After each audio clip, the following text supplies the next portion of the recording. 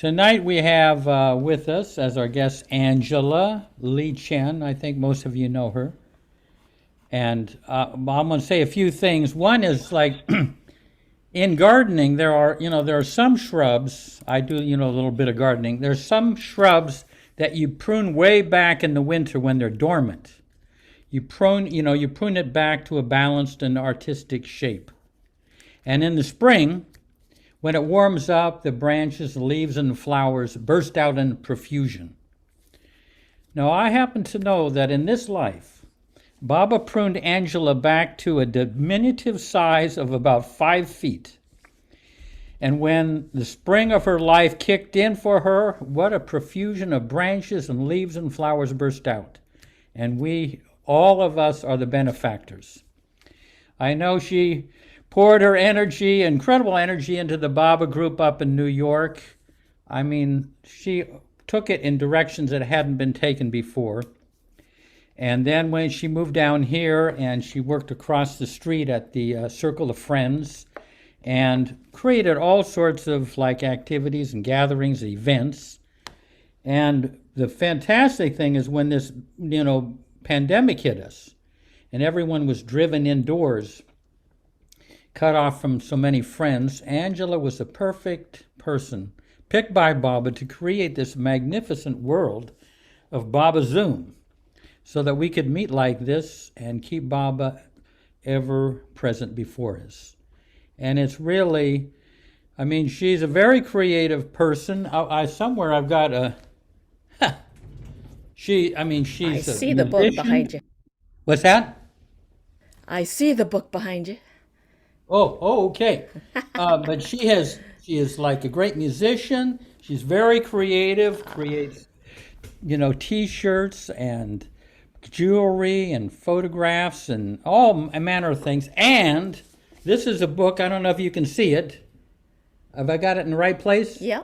This is a great book, and this is about her life growing up, in Kenya and your years at Yale and in America and all the different places, and is very descriptive and well worth reading. And so, anyway, I won't take up much of her time, but so I'm going to turn it over to Angela, and I know that she never minds questions, so don't hesitate to ask as she goes along. And anything, Angela, anything that you want to mention to everybody here before?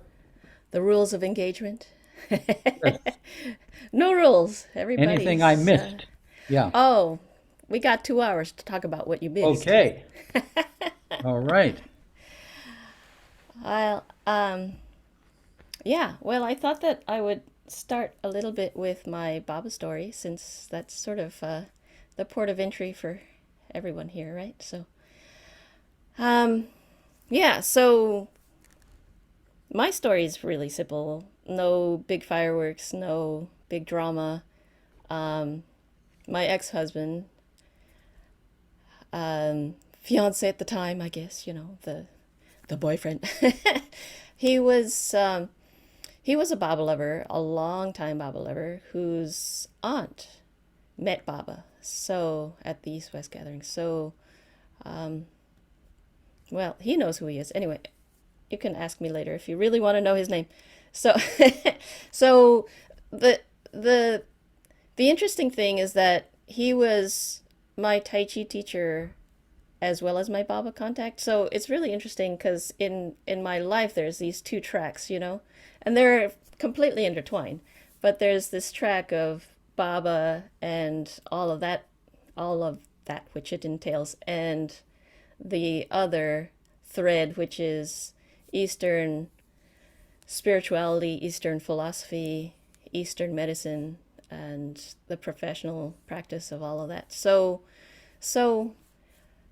I've been thinking all week about all the different things that I want to say and this, that, and the other, and I decided not to take notes because there's so much that could be talked about, and I don't want to impose on this what direction this takes, but I would like to try to be at least complete about the Baba story and kind of the story leading up to Babazoom, which is as detailed as you want it to be. So there's more to say if you want to know more, and there's less to say if we want to just skip ahead. So my Baba story is very simple. My Tai Chi teacher started hanging out with me, and I was I was 22, 23. Anyway, yeah, something like that. Oh yeah, I think I was 22. I was still in college. Hadn't quite graduated yet and starting to take Tai Chi. And so I'd met him then. And being young, it's really nice to have a mentor. I grew up in a household, and you'll hear more about the way I grew up probably later, but I grew up in a household where there was no religion, but I would say my dad was anti-religious. That's how I would put it. That it wasn't so much agnostic per se, but because he believed in the goodness of humans, he believed at heart that humans were good. He had that kind of philosophical stance in life. I don't know that he thought much about love per se, but he definitely thought that there's an essential goodness to people, but religions he could care less about. So when people ask, was I raised in any particular tradition, it's definitely a big no, definitely definitely not something that happened within our household. So so it was really exciting to me to encounter spirituality because I had not grown up with it, and I'd grown up with that colonial experience because I grew up in Kenya. I wasn't I wasn't colonized, but I was growing up in this environment where I could observe English colonialism in action in Kenya and this foreign concept of a, white man sitting on a white throne with a big white beard, white robes, and I just didn't understand that at all. But yeah, so my Tai Chi teacher, he would be able to answer some of these questions I had, just, life questions. When you're young and you don't know what the heck you're missing, it's quite exciting to encounter someone who has some answers to those sorts of questions. It felt like at the time like water in a desert, just like didn't even know I was missing it, and then when you got it, it's just like total thirst. So every once in a while, I would ask a question where he'd pull down a Baba book and he'd read from that. And the more I encountered a Baba, the more it just sounded so clean and clear and authoritative and simple. Simple in a not easy way, if you know what I mean.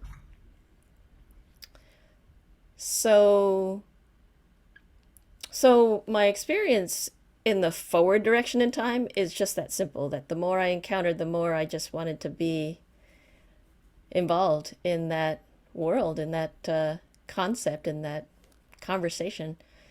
And a couple of years in, I started going to Baba House meetings. I started hanging out with, whenever Darwin Shaw was around, whenever Baoji was around, I was completely enthralled.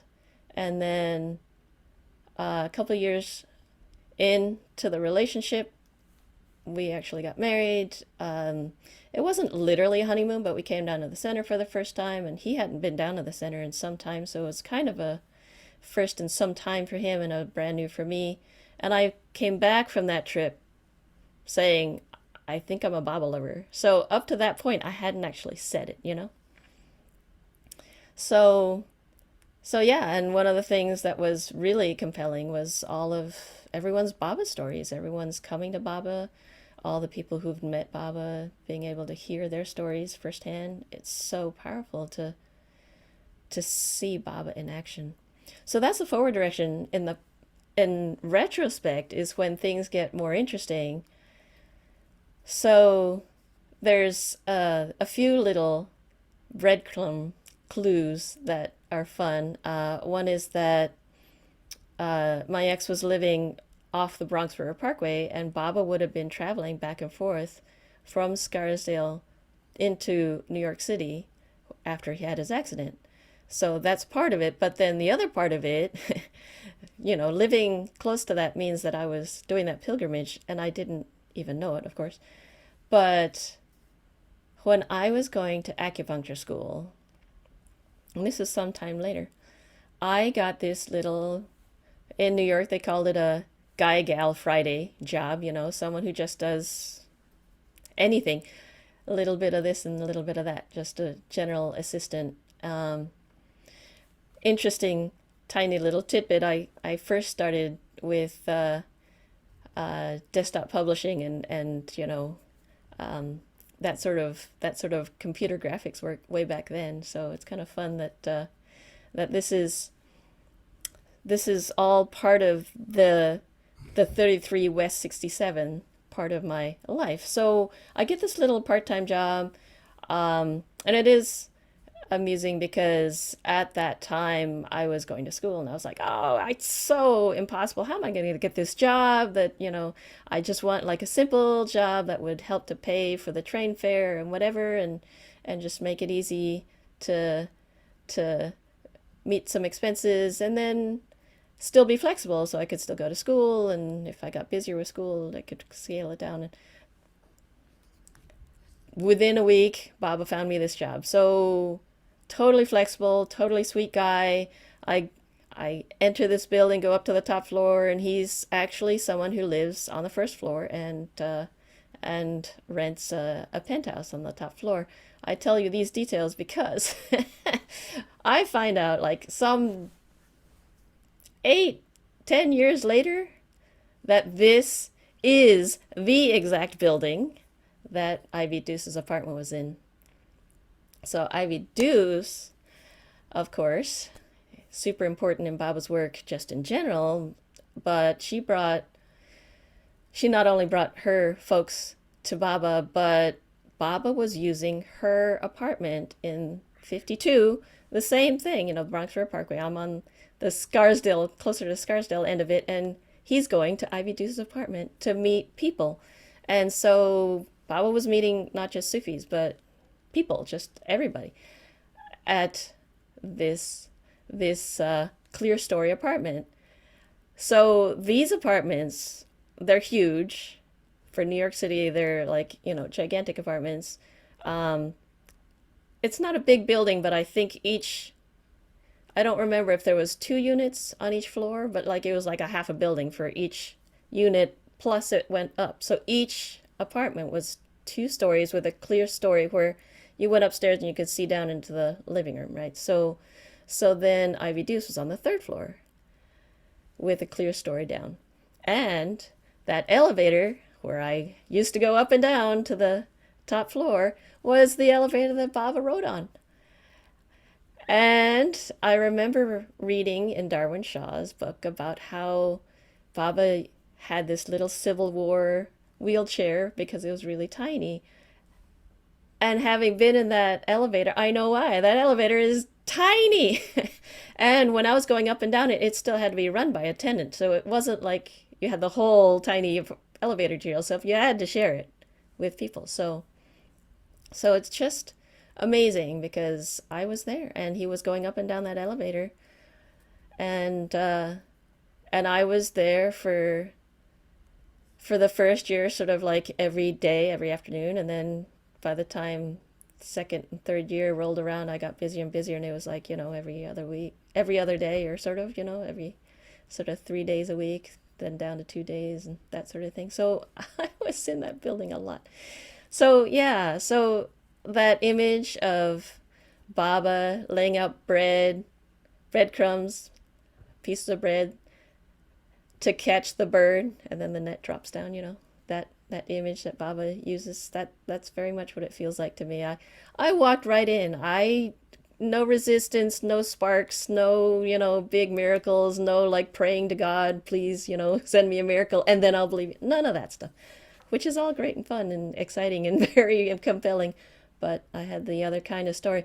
But equally compelling because in retrospect you discover that none of this was a mistake.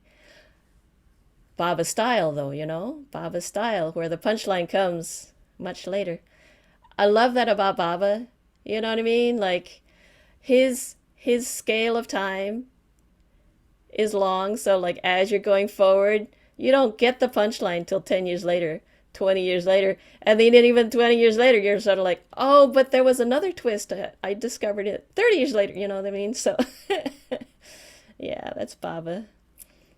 So for whatever reason, my Baba karma is to be part of organizing events and meetings and getting people together. There's something in me that's completely driven and completely motivated to get Baba lovers to get together.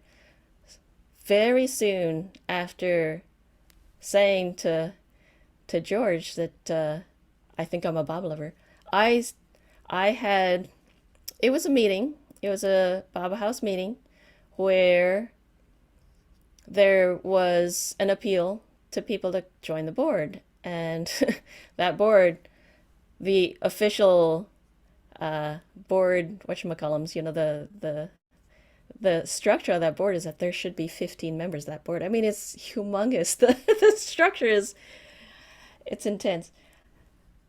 When I was part of the New York group at that time, there was this concept of New York Meher Baba House never going anywhere. It's such an edifice, such an establishment. Every Baba lover comes through. It's so important to Baba's work, yada yada. And all things slip away a little bit. New York Baba House is pretty quiescent right now. So anyway, the the structure of this board is that there has to be 15, well, there could be as many as 15 people on it. And the president at that time, I felt like, being young and intensely new to Baba, and I'm already an enthusiastic person, but like imagine me 30 years ago, 25 years ago, I was very intense and very energetic and very enthusiastic. So I approached the president at that time and I said, I don't remember exactly how I said it, but I said something to the effect of, "You seem tired." I mean, like, can you imagine the chutzpah? When I think back, I'm like, wow, you seem tired. Like, maybe you need a rest from this job. I'd be willing to put myself forward and be the president. So, without even having attended a board meeting, I show up for this board meeting and I had this agreement with the president that he would nominate me for president. So, like, I just barreled my way into this board. Now I laugh because, gosh, the chutzpah on these children. And I was one of them. So, yeah, from the beginning, I was gung ho about coordinating people and getting events. And so, Meher Baba House at that time, I don't remember the exact time frame of how many meetings they had, but they sort of had them somewhat sporadically, and they were renting a hall from the Theosophical Society, and the Theosophical was giving them a very good rate. So that worked out great. Where when I when I stepped into the role, I highly suggested to the board that we meet every week. And could we have this space every week? Yes, and it's available. And oh, how are we gonna pay for that? Well, we'll just seek donations, and if the donations don't cover, we'll figure it out. And so the other big thing I did was I put forth that I could do a newsletter. I just learned you know, all these I forget how I first learned to put, yeah, I think it was that job at 33 West 67. I was doing all that graphic design and I was like, I can do this. I'd never done a newsletter before this, but I can do this. And I designed this little 2-page spread that would be the centerfold, and that'd be the calendar. This is before Facebook, well, a little bit before Facebook. This is before, like, emails were that prevalent. This is before all these means of communication. So obviously you had to have a mail newsletter, right? A mailing, a hard copy. So I put myself forward and said, I'll do that, and we'll create a 3 month, a quarterly newsletter with a calendar that would like give like the next 3 months and maybe some projected. I forget exactly the format, but it was like a 2 page spread, and that meant that we had to plan our calendar quite a bit in advance because it had to be printed, had to be mailed, and that I would make the rest of the pages be color photos and articles and this, that, and the other. I mean, like, it was like the whole shebang. And I think back now, I'm like, how did I do this, So I jumped in with all feet, not just both feet, all 4 feet. And I, I, the newsletter was going to be quite a bit more expense than they'd come up with before. And I said, oh, don't worry about it. We'll if it doesn't bring in as much donations as it costs, we'll figure it out, and like, we can quit it or whatever. It never had to close for the time that I was president. We kept up, and every meeting I would take these color photographs of people. This is before Facebook, you know what I mean? Like, this is the opportunity people had to see who's coming to meetings, and get a little bit of, some articles and some interesting side stories about places Baba was in New York. Not too long ago, about a year ago, someone came to Artie and read an article that I had written in that about Harmon House. And it's just like, wow, that legacy continues, even though it's kind of like, buried somewhere in people's archives. People remember that newsletter. So the other thing I did was videotape as much as possible. So one of the things that happened was this woman, Ala Sherman, who very strong character. She joined that board around the same time because, there was a call to join the board. And her whole thing was that she really wanted to have more guests, more Baba stories. People come and tell their stories of meeting Baba. And hey, I was all for it already. And this is 25 years ago. Already there was this feeling like, oh, everyone's getting older. Oh my God, these stories are precious. Oh my God, we won't get to hear these forever. So she and I worked together great, where I basically had proposed to the board that, we have, like I said, these weekly meetings, but one a month would be a guest. And, whether we had to pay a little bit of airfare or whatever, we were going to get them once a month. And Ala Sherman was this Russian Jew you could not say no to. She would find a way to make you say yes by hook or by squeeze. So it was great. It was a really active time. Um, I bought this equipment, and I would lug it in to meetings, and I would set up a video camera and lights and microphone, and then I would lightly edit it, trim off the ends, and then I made video cassettes, and I would make them available to people, and telling people about it. Back in that day, there was email, but there wasn't like an email list and that sort of thing. It was very like sporadic who had email, and there was no Facebook. There was no way to get the word out there. So it was very much like I lug them meetings, and sometimes people would mail order them, and that was a time that talks were not easily acquired. This was the early 2000s, or yeah, that sort of time range. I think the time I was president, it was only 3 years, but it was a very intense 3 years, um, was, oh gosh, now I'm like totally blanking. I think it was '04 to '07, or I can't even remember at this point. Oh, it'll come to me. Anyway, so I'm doing all these things. The funny thing is that bites me in the butt. So I look back now and I think, wow, the way that I came in was so intense. I suppose that there were board members I hadn't particularly gotten on my side. I just sort of like barreled in, and one could call it almost a coup. It was just a, it was just a takeover, an enthusiastic takeover. I laugh. Nobody's laughing. That's all right. I'm laughing to myself. Um, so, so this whole situation with my having bought the camera equipment and I'm taking video and I'm selling the video somehow rubbed one of the board members the wrong way, that like somehow I was making money on this thing. And so I show them my books. I'm like, I haven't even come close to making them. And this whole thing got so, it got huge, like so much so that Beth Gantz has a son who's like a professional negotiator. He handles like Palestinian conflict. I mean, like, professional negotiator. He was called in to help negotiate some truce in this board. I'm like, it's a little over the top. So anyway, so so this whole blow up thing is happening with this board, and in retrospect, I totally get it. It's just quite funny.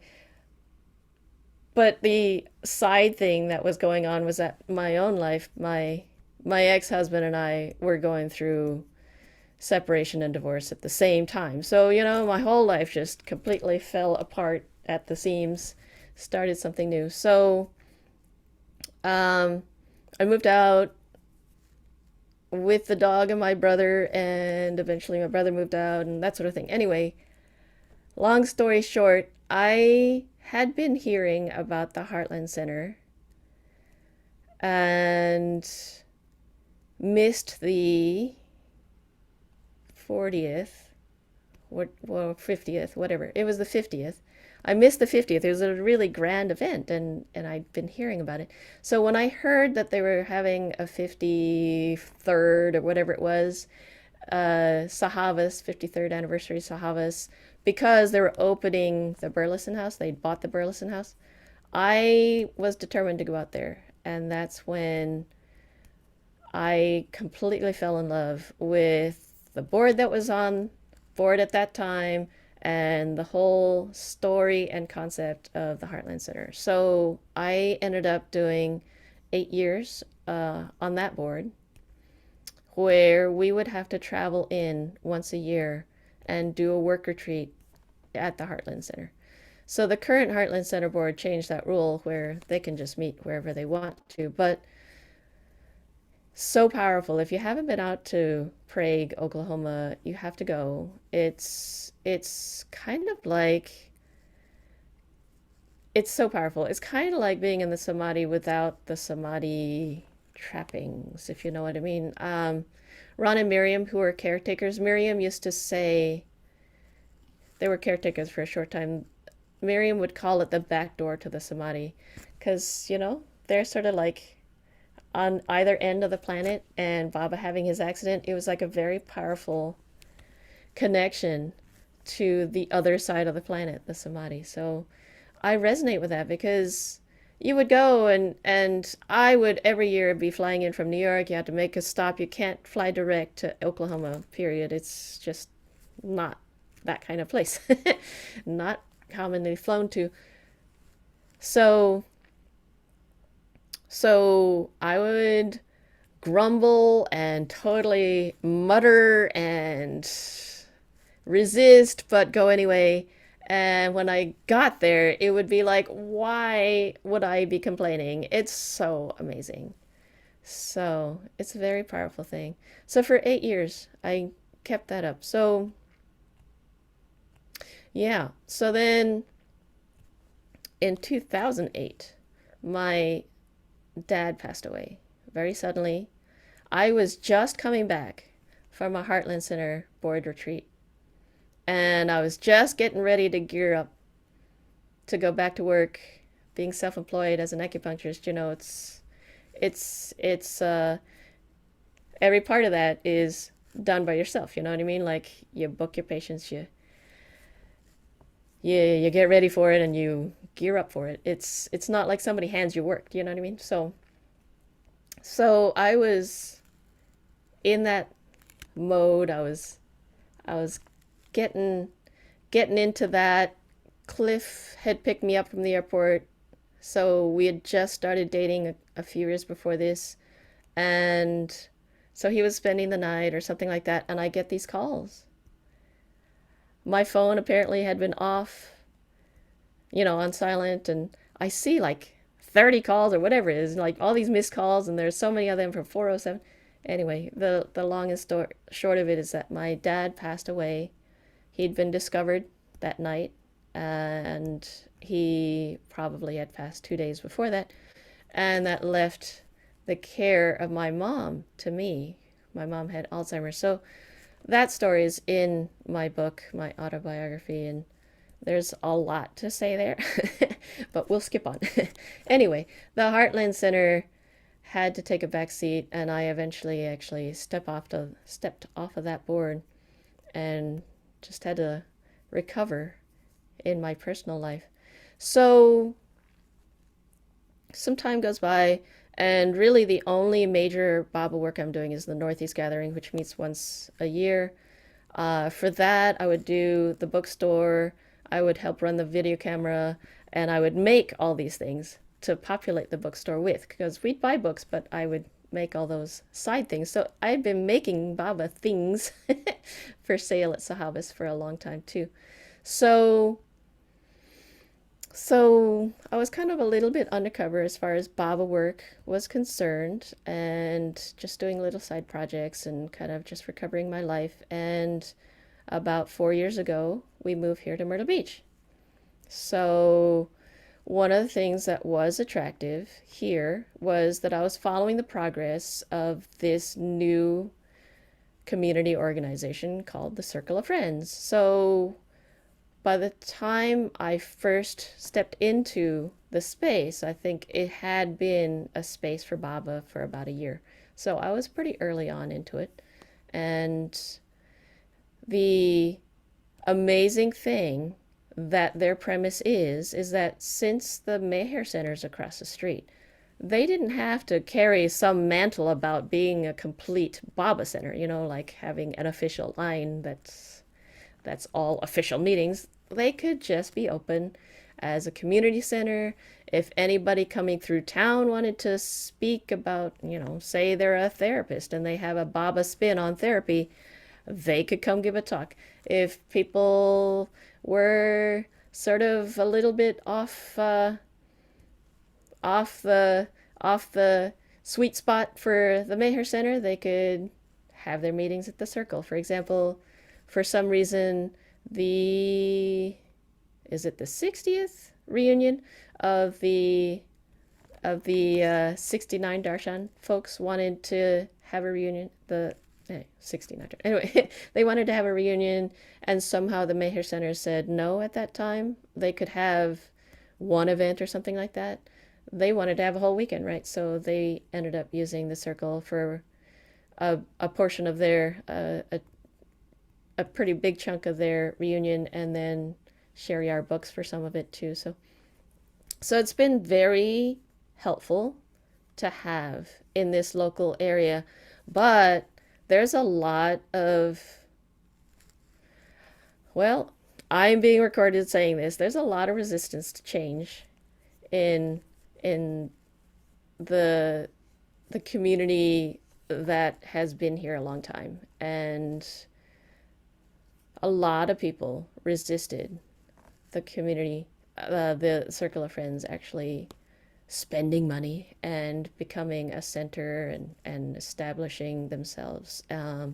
So it's an interesting dynamic. Anyway, the concept of it is radical though, and this particular aspect really motivated me. Here was a center that for the first time I'm encountering a Baba Center where you don't have to be a board member to propose a meeting. You don't have to vet an event. You want to use a space, the space is yours. As long as it's legal, it's yours to use. So centers, for the most part, Baba centers are kind of like, there's a core group that either are on a board or somehow on a committee, and they decide what programming there is going to be. And for the most part, it's a kind of top-down organization. You know, some group of people is the decision maker, and they decide what events are going to be possible for everybody to attend, and then they're responsible for getting the word out. And those who would like to propose a meeting have to somehow petition these people. And the circle of friends is the opposite, where you want to do something, great, but you know, we at the time it was we do the best we can to, you know, get the word out and get you an audience, but you have to help promote. And you know, if nobody comes, well, that's part of the deal. And if lots of people come, great, that's also part of the deal. And they had they had a volunteer who would videotape. She would just see what was on the calendar, and she just showed up and videotaped. This wasn't even like a staff member or anything, like, you know, formal. It was just one of the things that was happening. So I was seeing that people were really enjoying the recordings after the fact. You know, if we had a meeting that was recorded, people were watching that. And it, between that fact and the fact that I had done a year, an extra year, to make my 4 year master's into a 5 year doctorate, you know, a professional doctorate. I'm not a PhD. I'm a doctorate in acupuncture and Chinese medicine. I get to use doctor, but it's a particular professional doctorate. I did that 1 year program that was entirely online. It was entirely distance, though in synchronous time. In other words, it was a live class. Having taken these courses online like that, I knew that it was possible to have very real, very personal connection with people, between what's happening face to face on video and in spoken, but also in the chat. And based on my experience with that, I thought that there was going to be some way that the Circle of Friends meetings might be live streamed and interactively live streamed. You know, that there might actually be some way that, for example, Effort and Grace might be live cast in such a way that a Joe Stewart in Buffalo could actually listen in and even comment and participate. And I couldn't wrap my brain around how that was going to happen. And then COVID hit. So it was like just the timing of it, you know? So my own schedule took a big break. I had no idea, you know how at the beginning of this, they were like, you had to take at least 2 weeks off. It was like at the beginning, remember, it was like 2 weeks off, everybody just stop in place and it will just pass. And you remember how it was like so optimistic? 2 weeks. So it was scary, as you all recall, and I was not going to be handling people and all of that. So I knew that if my life was taking a big hiatus, my scheduling had a big gap in it, other people would have a gap, and I thought that this would be an excellent opportunity to introduce a lot of folks who are very tech fearful to get into Zoom. My original thinking was that the kinds of meetings that we could have, well, the Mayher Center wasn't doing events either. So the kinds of meetings that we're having in the Myrtle Beach area, whether they be Mayher Center events or Circle Center events, that, you know, the style of events that I was looking forward to creating at the Circle, now had to go online. I originally had thought that those who liked going to those events would come. Well, it turns out, as you all know, that it got way bigger than that, way faster than anyone could imagine. So the very first week that we started, I started with one meeting that was going to be like a town hall, like, hey guys, how are you doing with this coronavirus stuff? And then that was like a Thursday, and then I was gearing to start Arti that weekend. And then that very same weekend also, we were originally going to have an Effort and Grace at the Circle of Friends, but the mall got closed, so the Circle of Friends closed. And I talked to Jeff and we moved that to Zoom. And the innovation of Babazoom was that we could have one link be the link for all these different meetings. So so that was where this whole concept started. I started with like, well, back when I was in Meher Baba House, I thought that wouldn't it be cool if someone took enough time to create a Baba radio station, like an actual, like,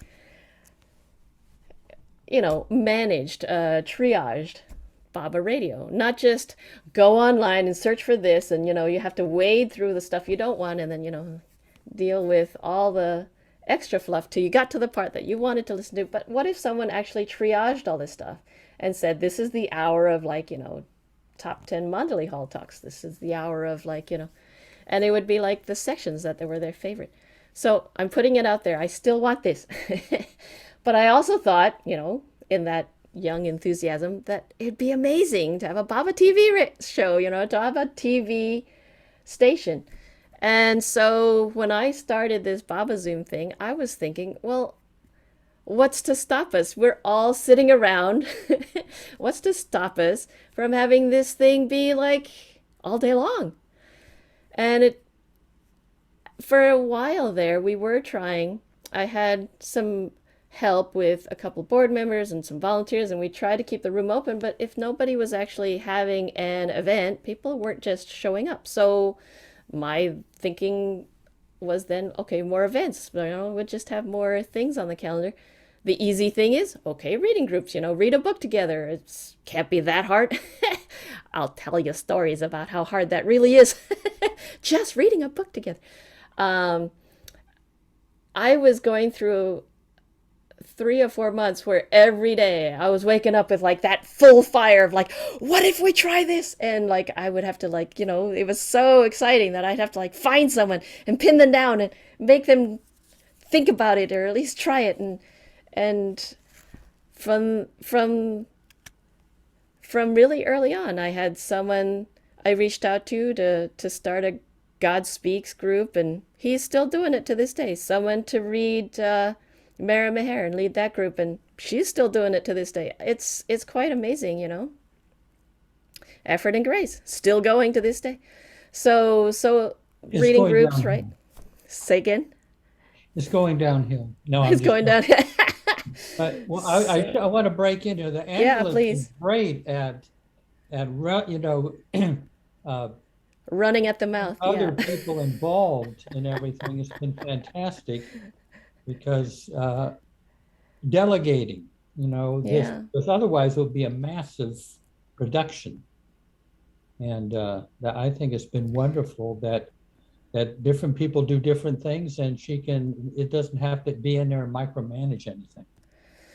Yeah. It's still a pretty massive production, but it's joyful on my end. And I mean, if I get run down and I'm tired, I can get a little cranky. But for the most part, I'm just having such a blast. So, so I still put in a lot of hours. But here's the real crux of what I envision Babazoom to be. I envision Babazoom meetings to be, because it's on Zoom, everyone's on the microphone. I envision Babazoom to be fully interactive, right? But that being the case, the reality of it is that every single person who participates builds the meeting. Without participation, there's no meeting.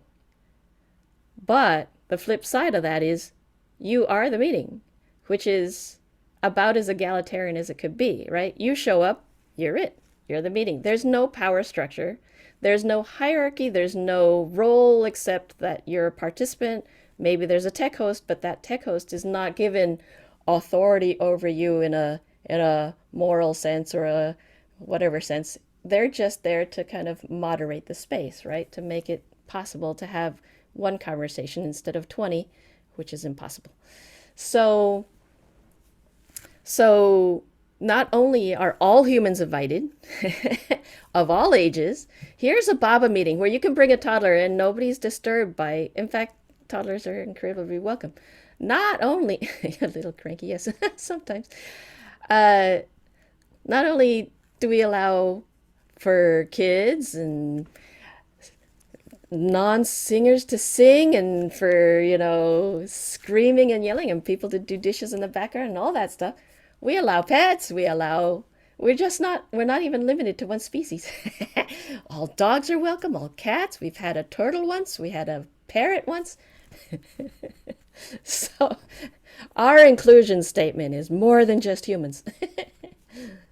So, so yeah, I envisioned that this is what, because for all these 20 whatever something years, I've been, it's been a common theme. What do we do when we can't have people who've met Baba tell their stories anymore? And that's been true for all this time. You know what I mean? Like, what do we do? And then, okay, so then we can talk about the mandali. So what happens with those who can't remember the mandali, or at least didn't spend like, 5,000 hours with them, but only 2 or 30 seconds or whatever? What do we do when that's all we have? Well, we can create meetings around that. So then what's the next step after that? We have musicians, we have poets, we have artists, we have, and this was my thinking was like, we need to think about what do we do in the present sense to have Baba alive now? And just saying, okay, talk about Baba, Mike is yours, is not enough. We have to like somehow have something to ice break, build a conversation around. To me, that's just an excuse to come together in love for Baba. And what happens after the meeting when that afterglow and the ice has been broken and people are chatting, to me, the stuff that happens between meetings is even more important than the stuff that happens in meetings. So, like, to me, and I can say me again, I can hear myself saying that too often. Okay. So, in my concept of Babazoom, it isn't about the meeting and it isn't about impressing anyone. It isn't about the number of people who come. It isn't about the impact or professional or fancy presentation or anything like that. It isn't about like, oh my God, it was a good meeting, 50 people came, or it was a good meeting, 10 people came. It was a great meeting because 2 people came and they talked. And they talked in a way that brought them closer together and closer to Baba. You know? Closer together means that, yes, we rub into each other and sometimes a little irritation shows up, but that's good too. You have to have it. There's certain kinds of nubs that can't be rubbed off without some friction. Like little reindeer, like, rubbing off the nub. You can't do that without friction. You can't just you can't just go through life without any friction and expect those nubs to get unitched. All right. So, as you all know, Jeff Wolverton has been a very big part of Babazoom. I remember a day when he thought this whole Zoom thing was kind of like, I don't know about any of this. I got to use the computer on my own. Not only has, sorry, you're muted, Jeff. I didn't do it. The only thing that I'd ever done I did one Zoom thing with somebody. That was the extent. No, I mean, one Skype thing, no Zoom. And the next thing I know, Angela's got me doing these effort and grace meetings. I mean, my God, it's just like it's a whole new world. But And then he would hang out for a whole hour after effort and grace, and then he would show up after Arti. And that whole, I mean, this meeting, this meeting has a story. This late night chat, it started with just he would show up at around a little bit before 10 because that was a convenient time for him to show up and check out what's going on at the end of Arti and then hang out and chat. And it was so interesting. I'd press record. And next thing you know, there are people who are like, I have worked out that he's there on Sundays and Tuesdays and Thursdays. They worked it out that he had a schedule. I was like, okay, that's interesting. And then after a while, Jeff and I kind of worked it out that, okay, so we'll narrow it down to the days that you can actually commit. We put it on the calendar. that's why the timing is immediately after Artie, because he would show up after Artie, and you never knew which day But, was coming, and then he would just keep and coming. there was a lot of these young people that had all sorts of questions. Yeah, I just kind of hung out afterwards because they had all these great questions. that's how this meeting All the started. questions I had asked the Mondelez years ago, they were asking the same questions, and I was able to just kind of transfer the information. Yeah, and that was a time when they were more available because their lives hadn't gotten busy, back Yeah, to busy. that's right. They all had, so many of them had to go back to work. Yeah. But then it started becoming a little bit more codified that these are the days that late night chat is, and then it became just Sunday because you're so busy, Jeff. But he still shows up at the end of RT sometimes, and sometimes those chats go on for a long time. You never know. You never know. So each one of these events, I mean, at this point, we have anywhere from 40 to 50 meetings on Zoom every week, of which 10 to 15 are recorded every week. And none of that is automatic. I download, I upload, I trim the ends, I copy and paste the descriptions. I keep track of the calendar. I keep up with Facebook promo. I do the email. I mean, that's written by hand, right? So I'm doing a lot.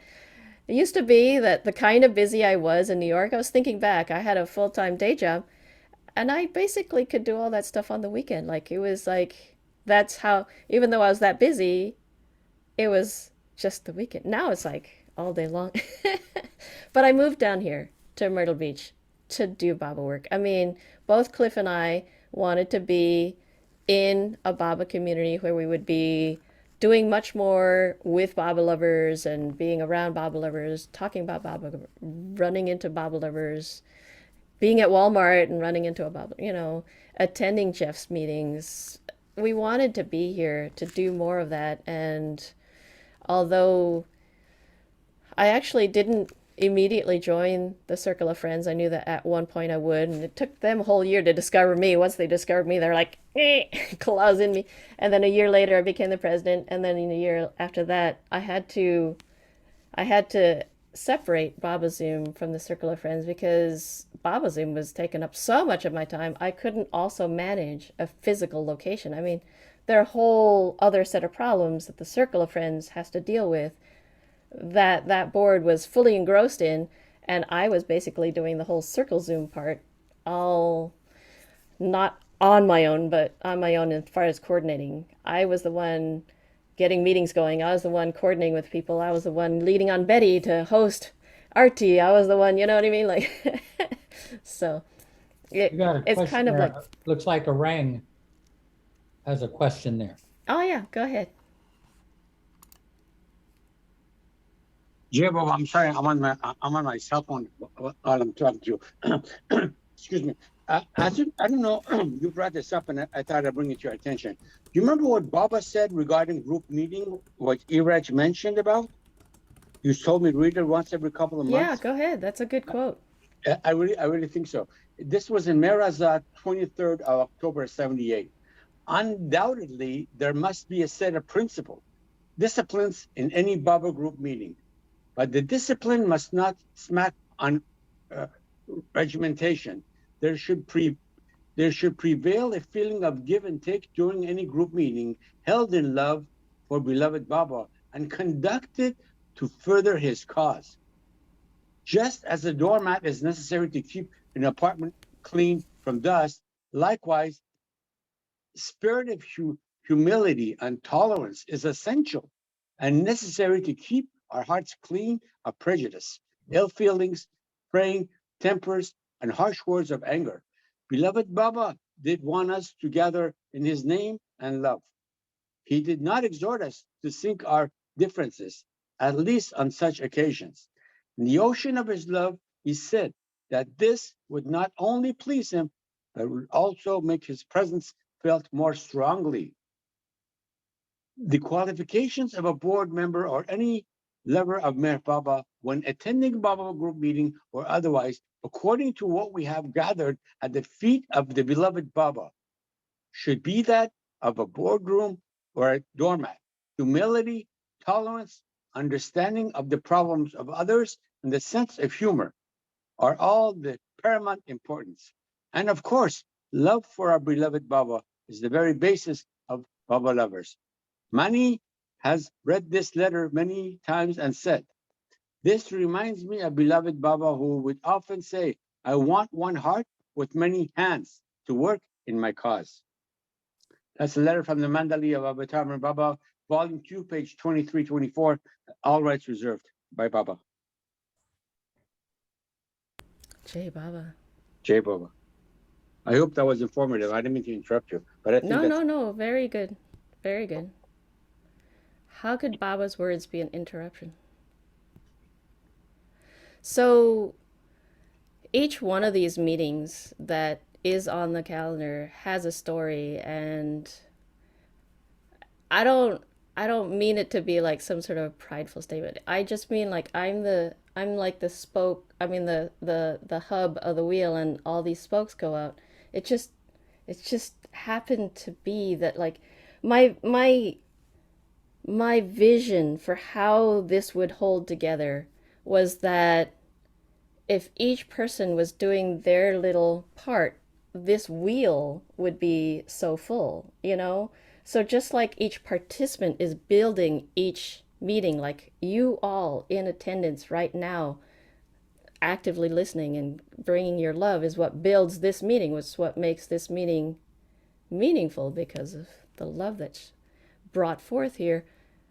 Each meeting type was also a spoke, and then each person doing their part made the whole wheel whole. So, so some of the things are that I would lean on somebody and they would do their bit. Other people came up with an idea and I would like coordinate, or they had a piece of an idea and I knew somebody else had a piece of an idea and put those two together and they'd work together. Or it would just be that a spin-off of God Speaks ended up being their own meeting, and I supported them in their own time. It's kind of like, you know, it's kind of like that, where I just thought that this whole thing was possible if we all had that enthusiasm, if we all had that like excitement about a subject, about a topic, obviously Baba, but like, you know, some variation on that. If we all held to our passion about it and carried on our piece of it, the rest of Babazoom could still kind of like rotate in its own constellation, you know what I mean? Like, and so I don't own Babazoom, but so much of each of these events, I mean, obviously I handle the calendar, so I have to coordinate with everybody, but so many of them had some aspect of either I contributed or I helped network or I helped to train or that sort of thing. So yeah, there was a private question about Circle Zoom. Is Circle Zoom essentially still a thing? And by definition, the whole the whole of Circle Zoom was coming through me. I mean, it's not separate from what Babazoom is now named, because all we did was change our meeting ID, because Circle Zoom wanted to keep their Zoom account. So they're very welcome to continue, but you know, nobody's stopping them. But they haven't had the energy. Yeah, I think that So in yeah, let me just see if there's anybody wants to ask Angela any questions. Fred did ask me privately, how did I discover 10 years later about Ivy Deuce apartment? I mean, I don't remember exactly 10 years, but I read in Darwin Shaw, you know, I read as Only God Can Love. I read the whole thing. I mean, it's fascinating, but he gives actual locations. He gives actual addresses, and that's how I found out that 33 West 67 sounded darn familiar. I can't remember why, and then it's like, oh, that's why. So that's how I found out about that. Meher? Yeah, Angela, I wanted to ask you, this Baba Zoom, what you have started, was it in your what did Baba tell you, or was it Baba's idea to start this when this problem had started, all this Yeah. corona? So I have a particular relationship to Baba where he speaks to me in my gut. It's not words, it's not like, anyway. I can think of many things it's not, but anyway. I'm just he asking. Because he sometimes some people say Baba, we are just doing it because for Baba. Some with other. yeah, I don't I don't I feel like on some level saying, well, Baba prompted me is a bit of a shorthand. It's a bit of a summary of what it actually is in real life. In my life, when Baba is making something happen, it's more like in in the way it comes together. I know that that was Baba. You know what I mean? It's almost more of a it's a little bit of a present tense instead of a lot more of a past tense. Like if it happened, it was Baba's will, and if it And happened it in a would way happen that I and couldn't done. have done it that well, that's when So Because when something has to happen, it will happen. It's like that. I have so many little incidents I can talk about with regards to how it feels that Baba has done all of this.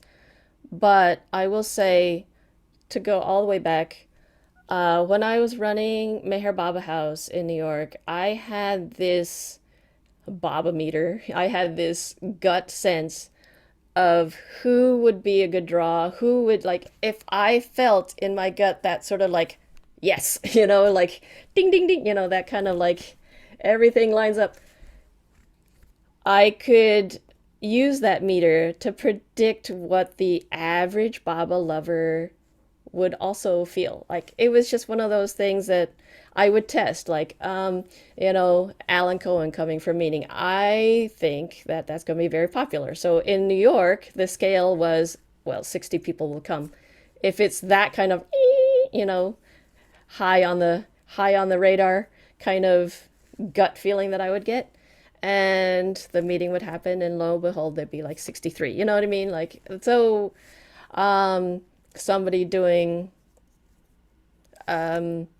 there was actually a God Speaks reading at one point, and my meter was like, yeah, there'll be probably like 5 people. Well, turns out there'd be 5 people. Like it was like pretty clear that Baba spoke to me in this gut-ometer.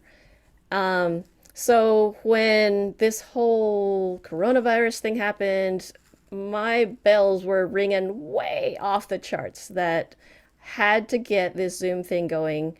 I'd heard of Zoom, I'd never actually started it, but I figured that it wasn't so difficult then and so different than the online stuff that I was taking for class. And then, I checked out GoToMeeting for the Northeast Gathering. So it turns out that Zoom is actually better than either of those Okay, platforms. so what was the date that you started Zoom? So the very first meeting was March 23rd, 2020.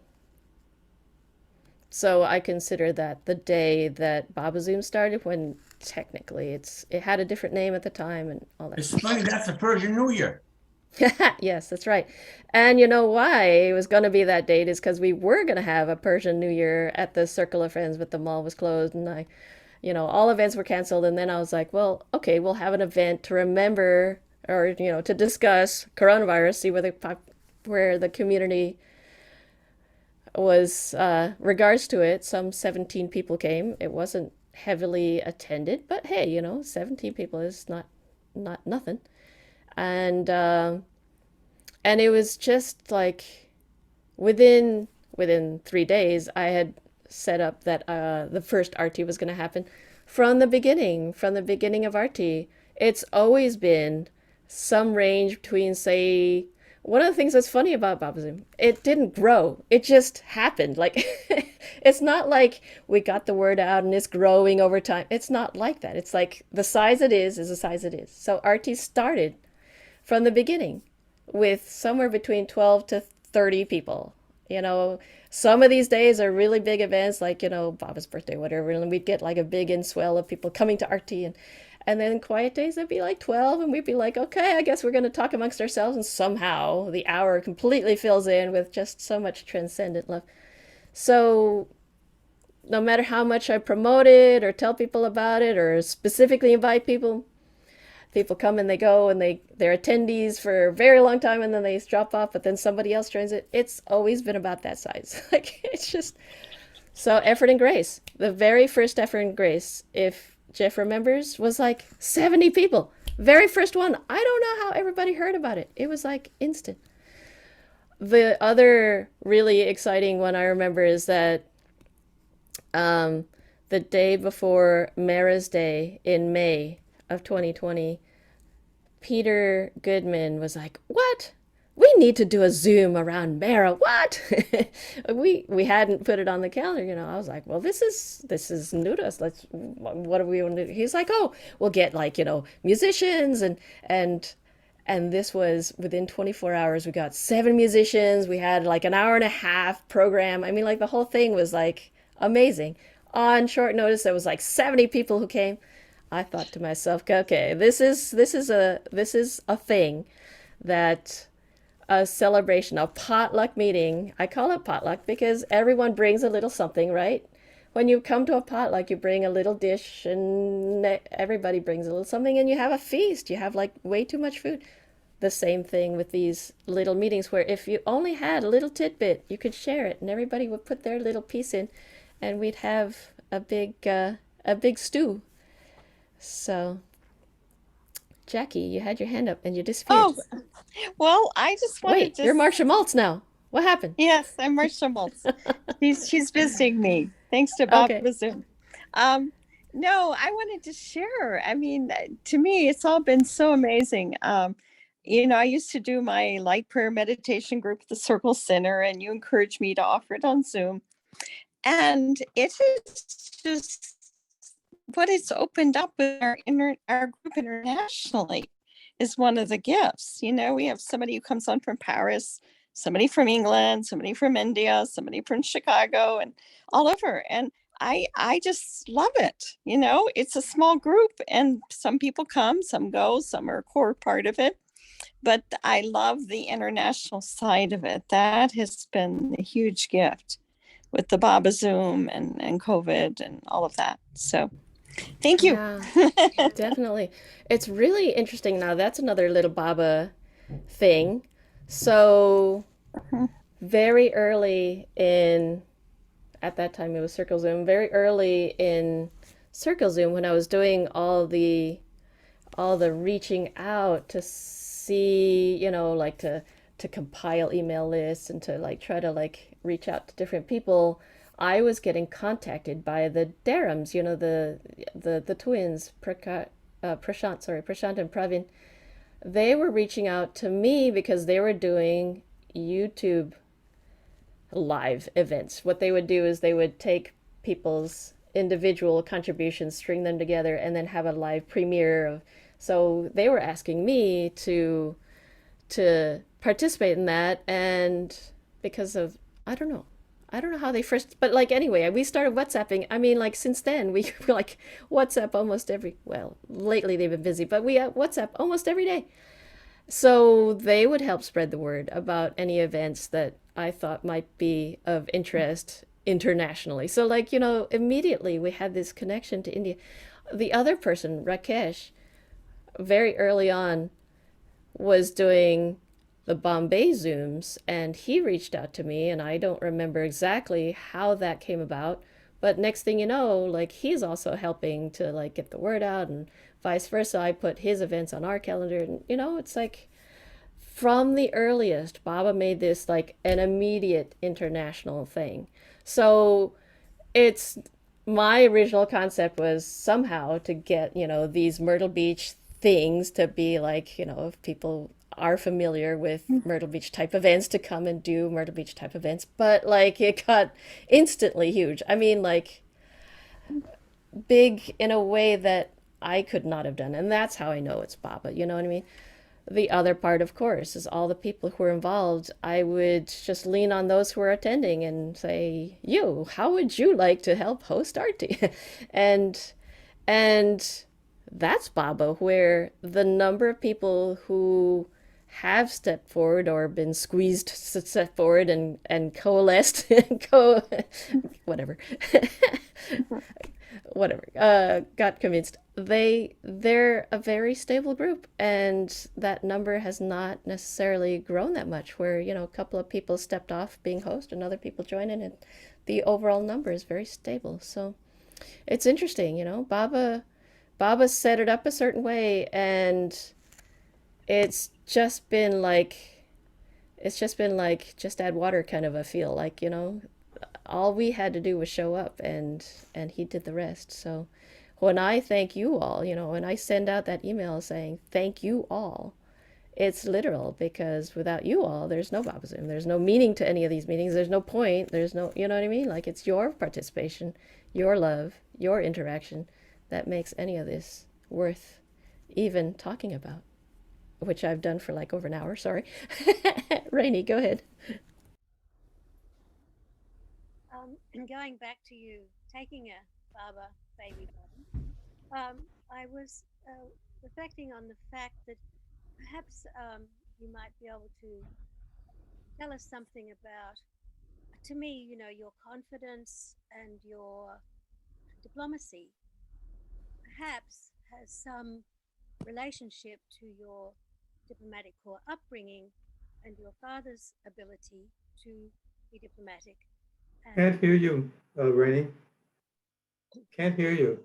Sorry, I have a mic in and done my best. It's an old computer. Did anyone hear any of that? I heard it. Faintly. Yeah. So I was wondering if you could tell us a little bit about, because I can, as an auntie, feel something in you that is unusual and diplomatic and confident, and it spreads and it grows, and a unifying part of you. And I'm wondering if you could tell us a little bit about your upbringing in the diplomatic world of your father, and how that might have influenced your expansiveness. It's an interesting question, but actually my dad wasn't that kind of a diplomat. My dad worked for the United Nations Environment Program. He was a nuclear physicist. He had a PhD in nuclear physics. So he came into the UN as a patriotic thing in 72, I think it was, 71, 72. Anyway, when China, mainland China, entered the UN, the timing of it was just interesting. Anyway, in his life, you can read more about it in my book. I'm not going to go into details, but his coming up through the UN was professional. He started as a translator. He worked up into the P grades, professional. He started as, I don't remember what they're called. Anyway, interpreter. And then the P grades are where you're more admin. And then he got into the D grades, director. And so when he retired, he considers himself to have gotten to the highest level in UNEP, the United Nations Environment Program, that was not politically appointed. So based on merit. He was an admin. He was definitely, so he was the head of a program called Infoterra, which he described to me. Now, I was young, so I didn't necessarily get into a lot of the details of what he did on a daily basis, but the general gist of Infoterra was that countries could ask a question of other countries as to how to solve their environmental dilemmas. So other countries would provide examples of what they were doing for that particular environmental challenge. So a database of what different governments were trying to do. Very interesting. And now as an adult, I'm like, I really wish that I knew more about that. I would say that the aspect that you're specifically asking about is more grounded in 20 plus years of Tai Chi and 23 years of private practice as an acupuncturist. certainly an international upbringing.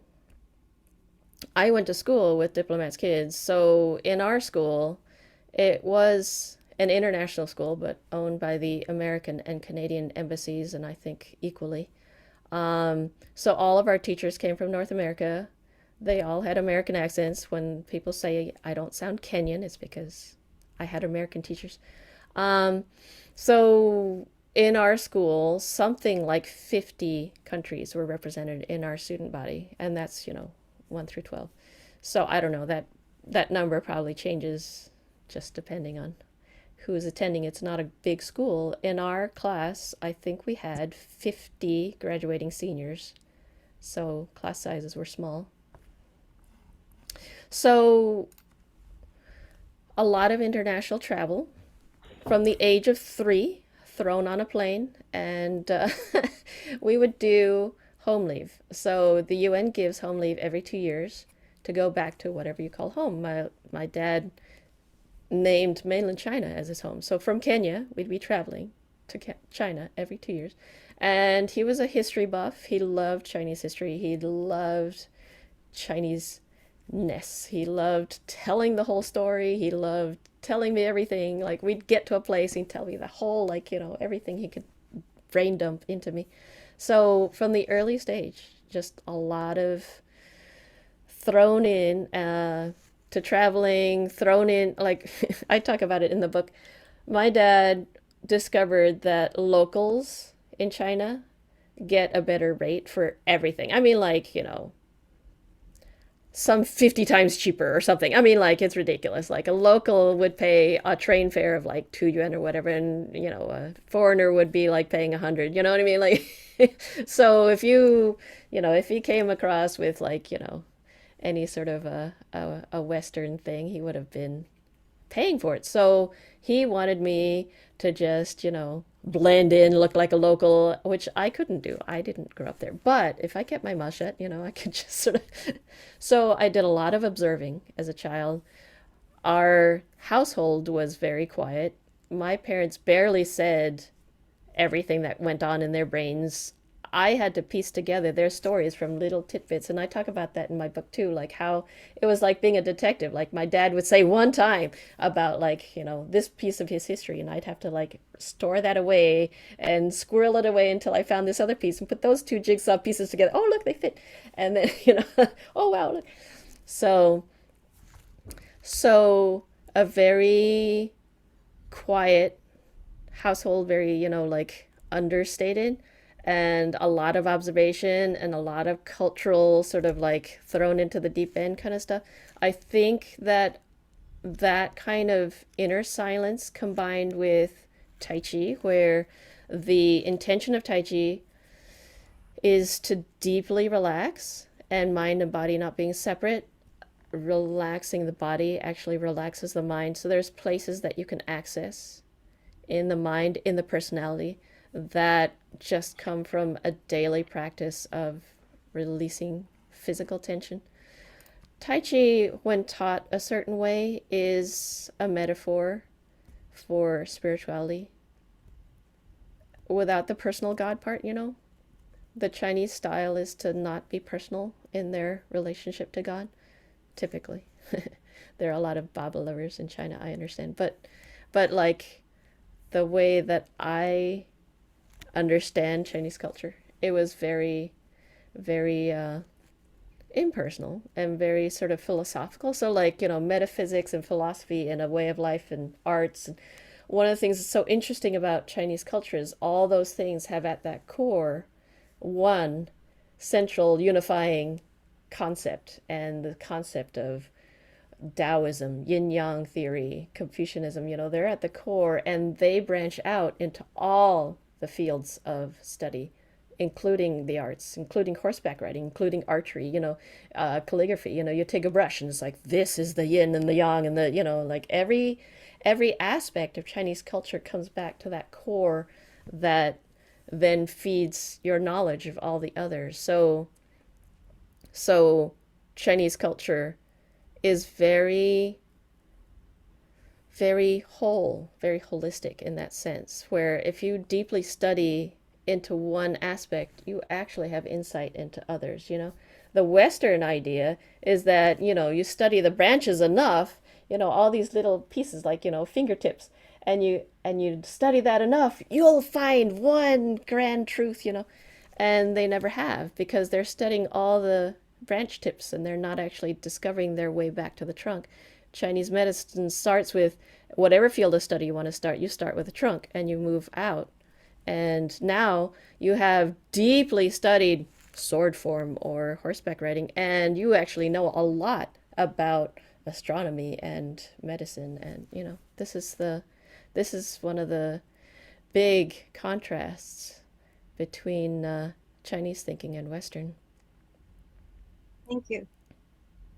I don't know if I answered your question, but now I think about it, but that's No, kind no, of it was good because I am married to somebody from diplomatic corps, and he too has a tremendous confidence that I didn't get from our yeah, I don't know, you know, in my way of thinking, it's not so much diplomatic corps, but like being thrown in the deep end with all sorts of cultural challenges and somehow like, you know, finding your way to float to the top and so, you know, you Yeah. immediately have to like find common ground with people and be able to like, you know, converse Yeah. and get Dining in America, and you haven't been to America yet. That would have been difficult. yeah. My husband was an American born in Italy, Ah, but he wow. lived in Germany and Italy and Persia and Rome and but Right. yeah. I mean, he's a bit of a polyglot too, but the confidence comes from, I think, Yeah. a broader look at the world from a very young age. Yeah, I think so, you know, the typical applicant to an Ivy League school benefits a great deal from spending time abroad because the kind of perspective that a young person gets by stepping out of their comfortable cultural milieu and getting thrown into a completely different way of thinking gives them a confidence and an insight that you can't get any other way. So, yeah, if kids can travel more in a big way, you know, not just like go and see the Colosseum, you know what I mean? Like actually travel, actually live somewhere, Immersion. even if it's yeah, immersion. Even if it's a short time, there's a disconnect to the way that their comfortable cultural understanding gets broken up. So, questions?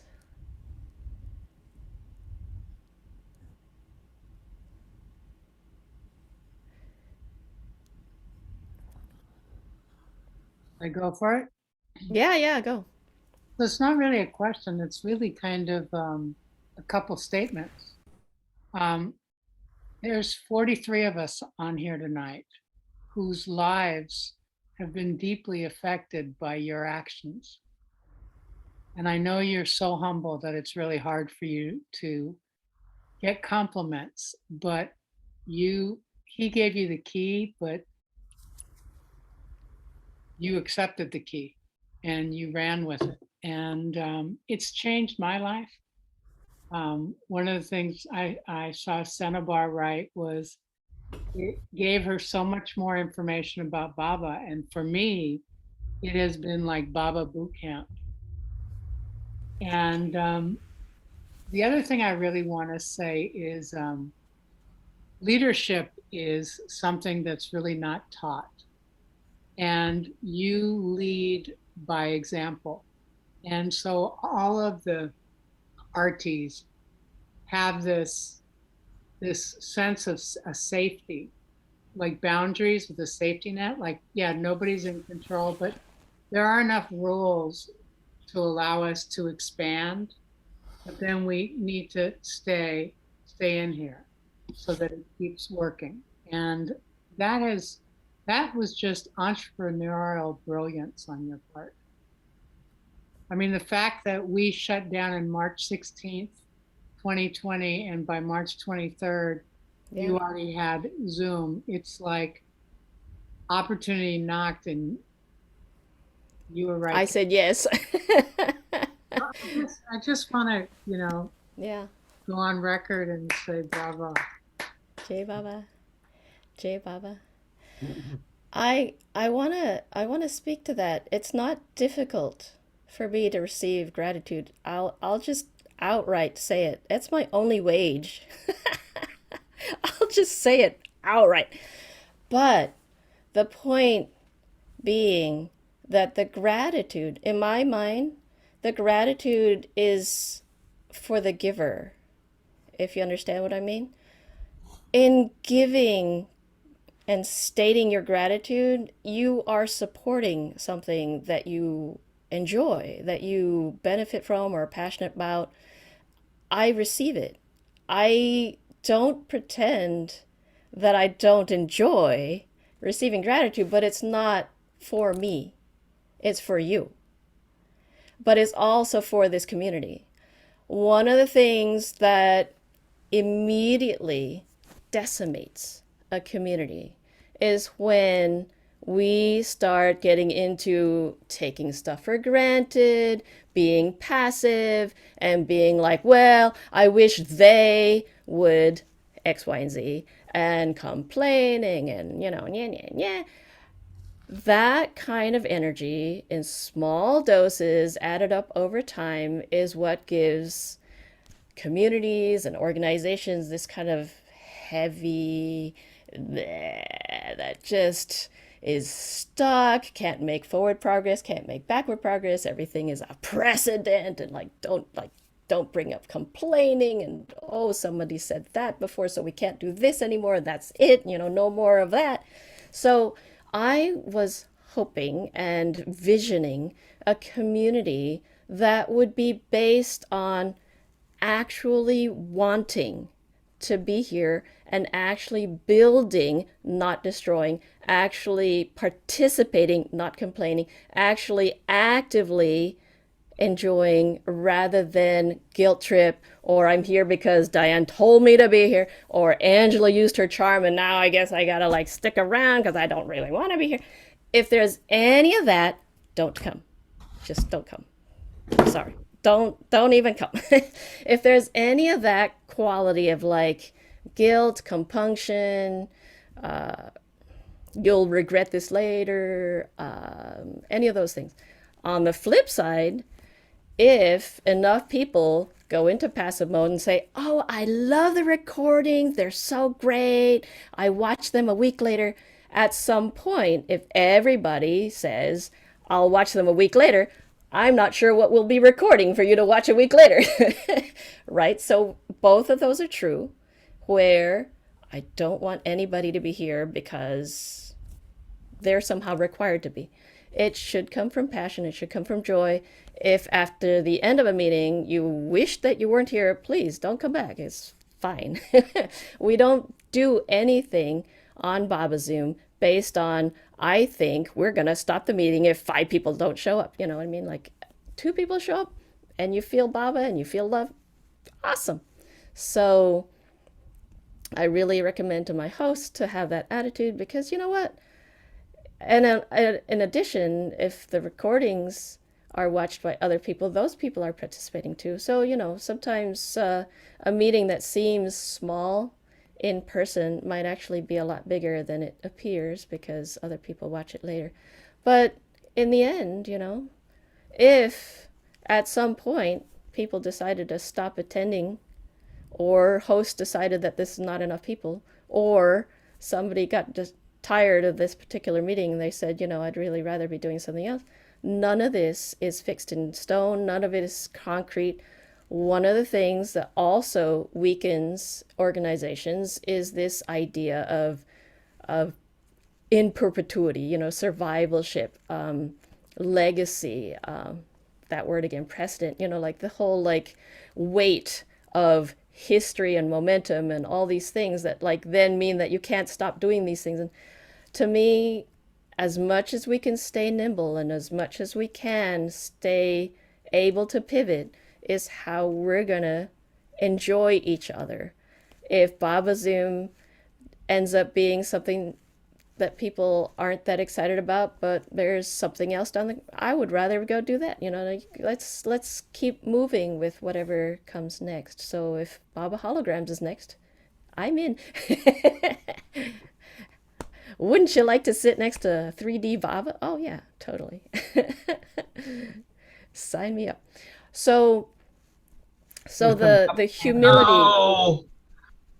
Yeah, I was going to talk about the humility because I am very, very, very clear that Baba has, I do the one step and Baba does the 10 because I feel it. I feel it every day. It's not talk or I'm trying this on as a, Baba told me to, Baba wrote in the discourses about, like, the provision of ego. It's like, this is a real experience for me that, yes, I do put in time and I put in energy, but I make that one step and Baba has just snowed the 10 steps back. He has laid on so much generosity, and it's all of you all that bring that. It's literally not me in that sense. You know what I mean? I You called it a key, and yeah, there's a key. I opened a door and I knew it was gonna, my Baba gut-ometer said yes. Big, big, big yes. Way like beyond green, like, like whatever's after green. And I knew it would be an important thing. So that, I guess, is what gives me confidence too, is just my Baba meter went off the charts. So We have a couple of questions there. yeah. Orang, is it a question?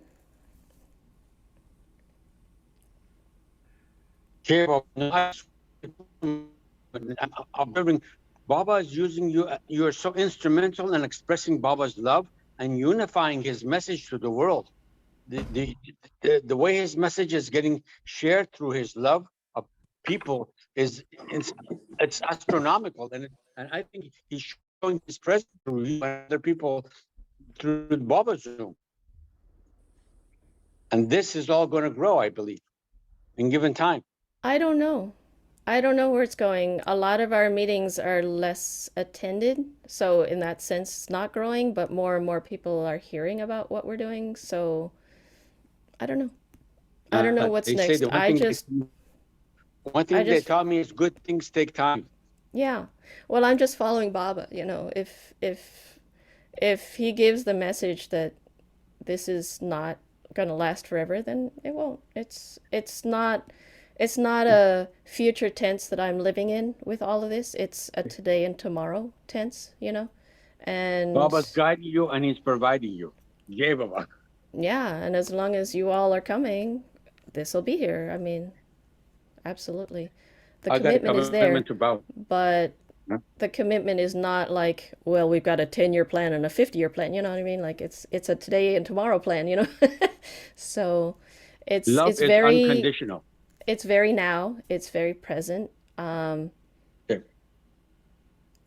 The impact is that you bring your love and that we keep the space clean, All of you are very mature in Baba's love.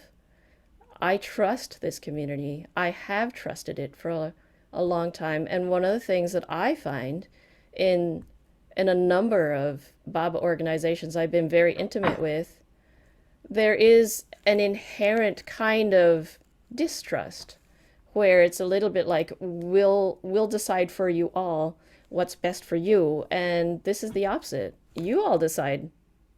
You want to do a meeting? We'll throw it out there. We'll put it on the calendar. If people come, it must have been Baba's will. It must have been important. It must have been, and all of those meetings end up gathering their own kind of traction, And if it lasts for 2 weeks, or if it lasts for 50 weeks, or if it lasts for 5 years, it's all the same. It's all this week and next week. It's not really like 10-year plan. Jeff did not sign up for doing this the next 10 years. He signed up for, well, how about this week? We just put a repeat on the calendar, but that doesn't actually mean that he's planning on doing this infinitely. So all of this, but that leads to that same aspect of gratitude, you know. The gratitude is what keeps it alive. The sitting back being passive and complaining is what breaks things down right away. So the Babazoom organization is not really a third entity per se. It's a very loose thing. I'm basically the coordinator of a lot of volunteers. So there isn't a Babazoom board. is you. Actually, Babazoom, you are Babazoom, and then all of us that lead the groups. Is that correct? Is that there what you? Babazoom is every part of it. You know what I mean? It's you who attend. It's you who watch later. It's people who are doing the tech hosting part. It's people who are coming up with ideas. It's the community. In my mind, Babazoom is not an organization. It's a community. And the community is no smaller than the entire Baba lover community, whatever you define that as, in my mind. Now, that's a lot to chew. And essentially, what it boils down to is that we're here for anyone who wants to be here. And if people say to me, I don't do Zoom, fine, don't do Zoom. We're not here for those who don't want to do Zoom. You know what I mean? Yeah. Or, Let's you know, see. I think Rainey's That's got okay. her hand. yeah, go ahead. So, as a, oh, can everyone hear me with this? Yes. Yeah, yeah. Yep. So, as a person who was the Luddite of the century and had to be trained in the absolute patience of God Himself by Angela and Ruth and Betty in the beginning, and now, of course, I'm this absolute maven that tells everybody about Zoom and how easy it is. One thing I'd like to say as a presenter, and I know my work, my art is labor intensive for the audience. I know that. And I know sometimes you do have to go back over a line, and especially with my accent, Marta, some people have to tell me to slow down, and I know that too. So, as a presenter, Thank you, Rainey. I love you. And as I know. I'd just like to say, if I look down and I see 5 participants, it's like, thank you, Baba. Yes. It's not about quantity, you see, it's about quality. And I know, Yes. and Angela will tell you this, my concerts particularly, people will come in and watch them on YouTube because they'll want to know the less, you know, they'll want to know the line. They'll want to know, what the hell was that? You know, oh my God, that line's for me. Oh no, I'll never get that. I know that. So if I see 5 people, it's sort of like when you first went to India in the early 70s, and 50 people were around Erich, but only 3 people were on the porch. Quantity's got nothing to do with all this. So you don't feel sorry for me if you look down and I've done, you know, 3 months work on Mera 10 songs and there's 5 people. That can be a relief to the presenter. But what I've learned from the hosts to look up and see, oh, so-and-so's here and she was there then, and include them and sort of become a sort of a co-host host. So if you're there and you understand the setting, everybody's free in this amazing, even Jim Meyer, this amazing platform to Yes. present their work that Baba's trained them in. Their for passion. and they were in a freaking cupboard with 1,000 songs for ever so long. And what the other thing that's happened from that is that because this is virtual, what's happened to all of our peer group? They've actually become hard copy people again. I'm shipping out CDs, you know, because we have to connect. We have to not be shy and be confident about our little box of wisdoms, you know, or box of tools, as we've learnt to say. And I'm just appreciative, and but also, if you come to something, you don't have to compensate. If you see 5 people, sometimes for the person that's doing that can be a damn relief. But do mention to them, don't forget to go to the YouTube and drink this in, because this is, I'm going to spill the beans today. There's going to be some rare information, whatever, but participate as well. Okay, Baba, thank you. Yeah. Speaking to that, you know, I really envisioned that everyone would bring their passion, and that if any of you who are here live, anyone else watching on YouTube, if you have a passion and we can somehow tie in Baba, or just you're a Baba lover and you have a passion. I mean, we have an art appreciation fella. The art is not Baba art. He's just an artist who is a Baba lover. If there's any passion that you want to share with the world, whether that be 5 people or 500.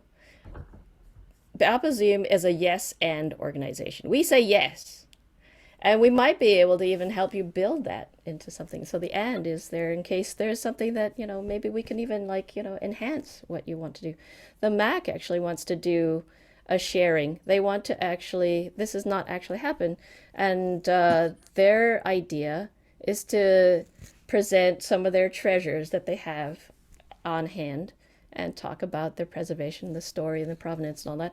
And I said to those presenters, and we'll see if this actually happens this way. Hopefully they're watching this. I really suggested to them, strongly suggested that thing that Al keeps asking for, which is, that everyone show us your house, and show us your treasures. There have been, after Arti, there have been these amazing opportunities to walk around people's houses and look at their treasures. And it surprises you. I mean, it doesn't matter. They show you the next Baba print. You might have seen that before, but you're not expecting it. You don't live there, so it's like a total delight and a surprise and a present. If somehow we could take Mac and combine that idea, wouldn't that be great? So these are ways that I think. Some people don't try know to- what Mac is, but The Mayhair Archive Collective in Yeah. Asheville. yeah. So those are examples. If people come with an idea, I try to put somebody else's idea together with that and build it up. And yeah, sure. Okay, well, I wanted to I've been devoted to the new humanity since 1968, before I even came to Baba, and I would like to float a seminar, not a seminar really, because it's an interactive meeting, which answers or attempts to answer the question, what is the new humanity? And how to communicate true love. What is it to begin with, and how do you communicate it? How do you respond? What kind of response is in the nature of true love? And just really look at it, examine it. And I've run workshops for 13 years in which people experienced transformation.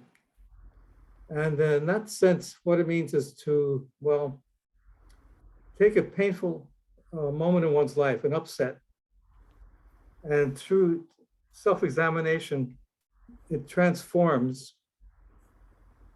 and so that it just becomes a memory without any power in the present. It has no power in terms of acting upon your decisions or moving you. In other words, it doesn't have control over you anymore, or influence. And because true love is, as Baba says, is spontaneous. And if you're limited by the past, it's very difficult to be spontaneous, if not impossible. So how do you break these chains around the heart? So it's something I've been studying and working on. And It would be great if you wanted to put together a series of Zoom meetings. It would be very interesting. well, it was Jeff's suggestion, and I'm taking him up on it. And I want you to know I'm scared to death about doing it. I'm saying, I'm never going to be able to do this. You can get support, one of the things that did happen over the course of this almost 2 years is that, so Arti is I think of Arti as the beating heart of Babazoom, and I attend and I help to host, I do it in the background. I help to host Arti. So I've been doing this every day, twice a day, and I had, from the very earliest possible moment, I got volunteers to actually do the hosting part. So I'm a little bit behind the scenes helping to mute or, lower a hand or whatever. But those hosts are trained in all the aspects that I think are important in running a good Zoom meeting. So they are now volunteers to help with all sorts of other folks who are not necessarily able to do all the tech part, or could use help with how do you how do you tell people to raise their hand, or help with reading chat, and you can discuss your needs with that person. They could even read the chat out loud for you if you're for those who are tech challenged. So there's a lot of ways that the ripples have gone out where we can actually help to staff and support other kinds of meetings without necessarily being the source of it, So Well, that sounds great because it sounds ridiculous to say this, but the New Humanity is a group effort. well, yeah.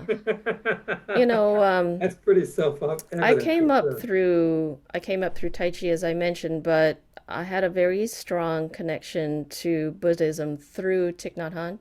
And in Buddhism, it's the three things. It's the Dharma, Sangha, and why can't I think of it? Anyway. So the Buddha, the Dharma, the Sangha. So Buddha himself, of course, you read his readings and you study them and you quote them and that sort of thing. And when he talked about the Four Noble Truths, you quoted him. You know what I mean? The Dharma is the teaching, the Sangha is the community. Those three things were needed in essentially equal measure to support spiritual progress. So in Buddhism, the community is much more spoken about, discussed, visioned, than in almost any other tradition. I mean, I suppose that over time, all traditions have figured out how to define and cultivate community.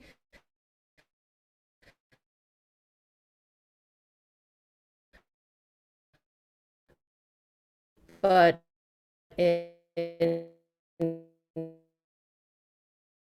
was kind of along those lines. It's very influenced by that concept that you can actually lean on the Sangha, that you all who are participating, who are watching later, you all are reliable and trustworthy to bring the conversation back to progress spiritually. That I actually really, I mean, I knew it as a concept, but I really saw it in action. And for example, Effort and Grace, where I was moderating, I was helping to moderate Jeff's Effort and Grace discussions for 2 cycles. And when a really hairy question would come up, highly loaded, emotional, one of those sorts of questions, after a few hands, that hairiness, that emotionally charged nature of that question would just get solved by the community's own experience.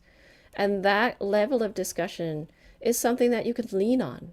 You can actually lean on this community.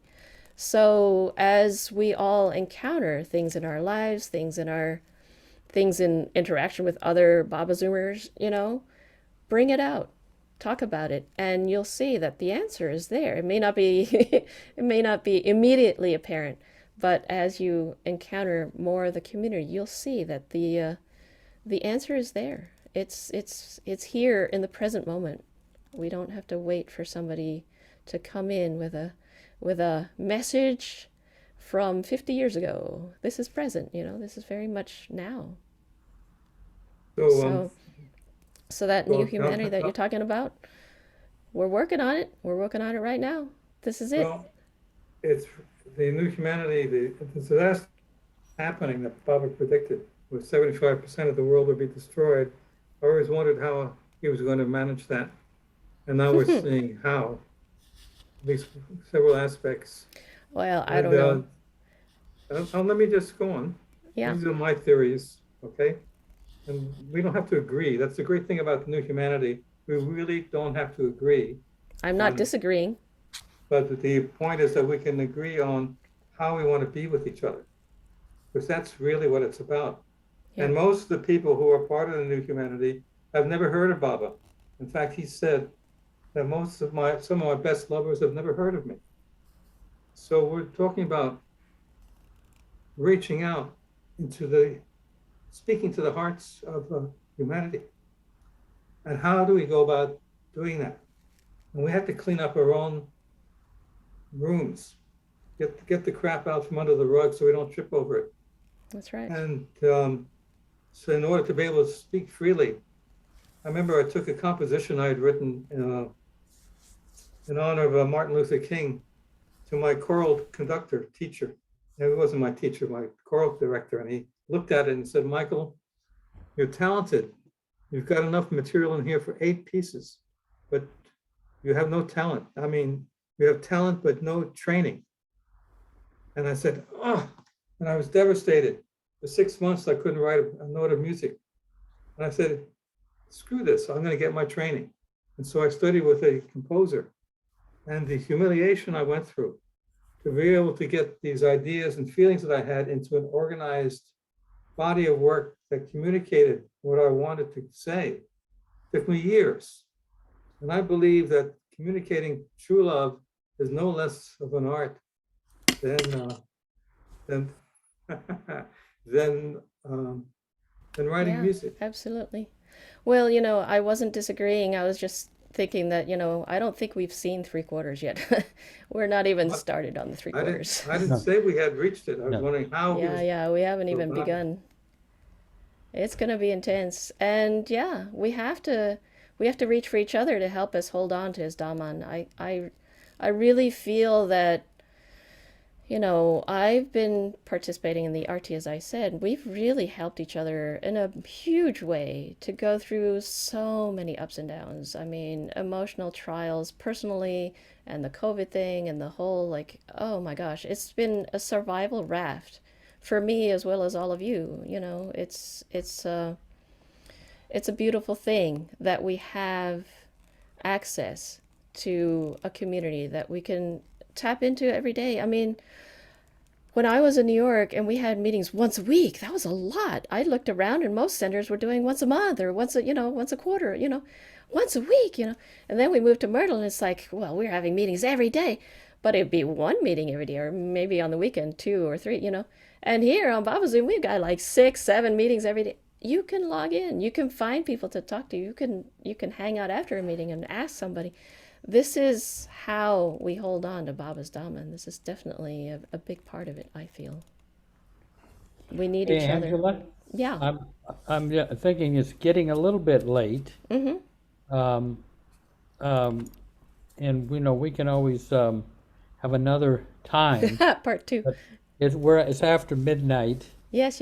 I don't know. I see Ralph and Betty, but let them ask their questions. If it's short, I'll answer. I forgot I had my hand up. I don't think I had it. Oh yes, I had a thought. And as Angela was covering the topic of the Buddha's teaching, and there's the Buddha, the community, and the teaching. I thought right. That's the same as Baba's the Father, Son, and the Holy Ghost. So the community would be. But okay. Yeah, it is. Okay, well, I want you to hear my point. The Father being both the unconscious, infinite God, and manifest and unmanifest as the universe. That's the Father.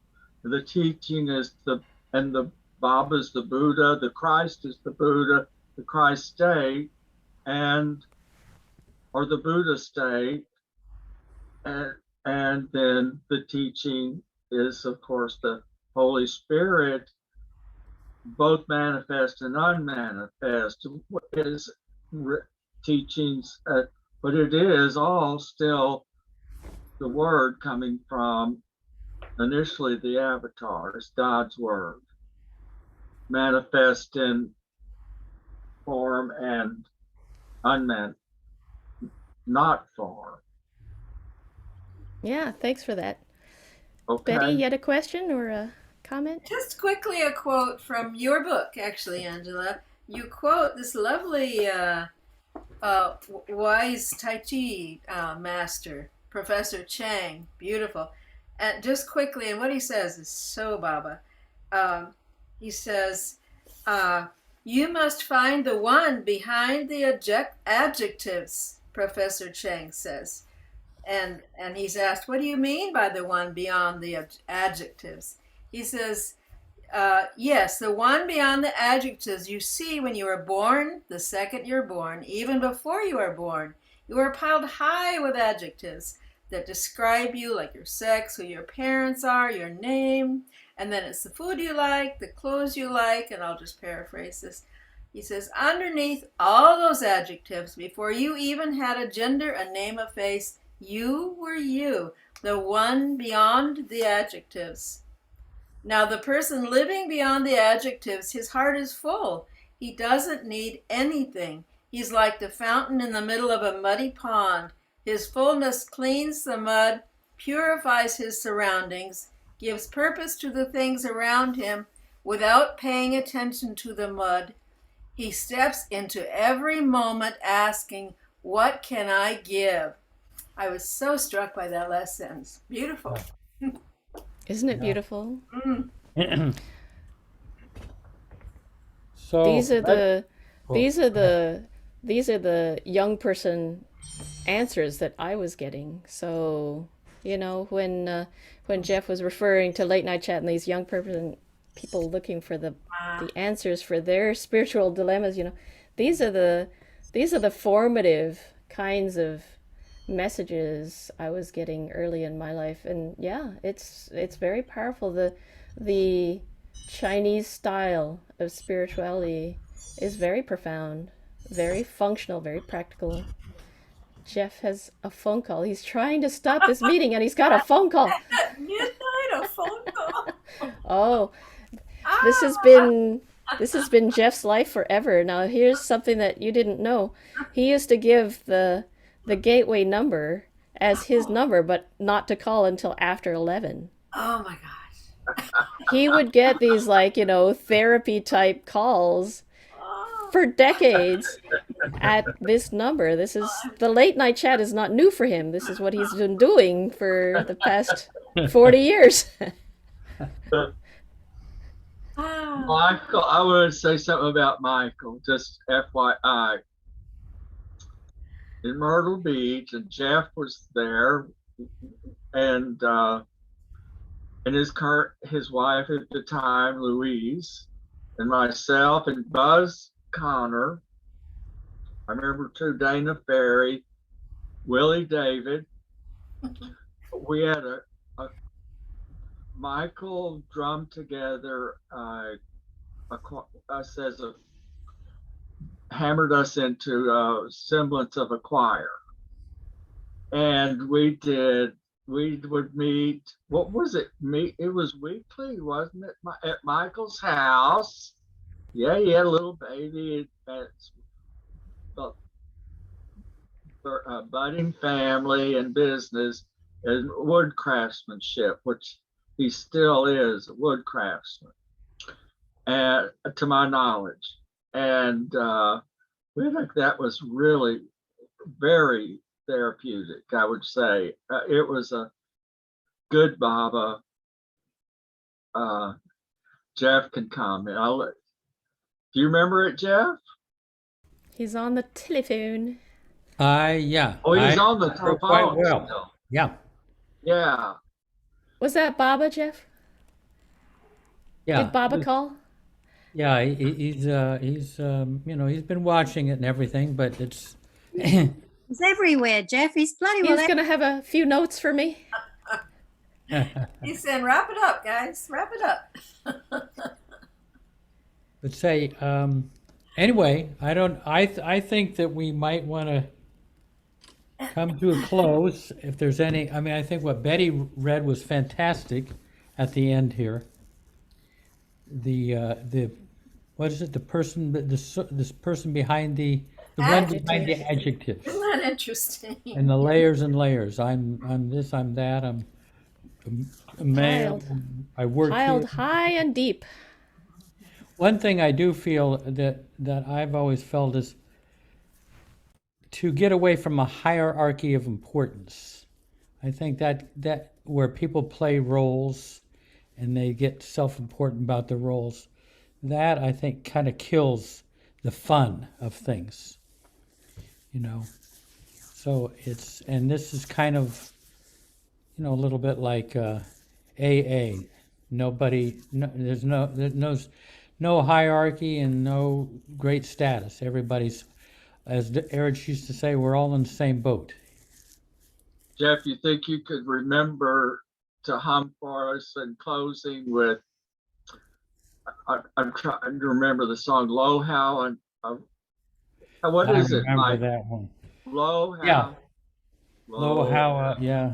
Low Rose, how a rose, air blooming. Air blooming. Yeah.